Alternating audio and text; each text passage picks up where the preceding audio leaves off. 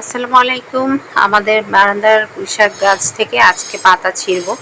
অনেক আগা বের হয়েছে, একদম দেখেন নিচ থেকে আগা বের হয়েছে, অনেক পাতা হয়েছে।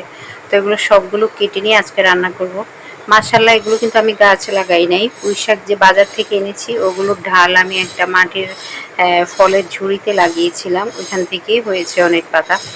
তো আসলে জায়গা থাকলে ওইভাবে শাকসবজি বাগান করা যায়, আমাদের তো ওরকম জায়গা নেই, সেজন্য বারান্দার মধ্যে একটু শখ করে, এগুলো হচ্ছে শখের বশত আমার গাছগাছালি লাগানো।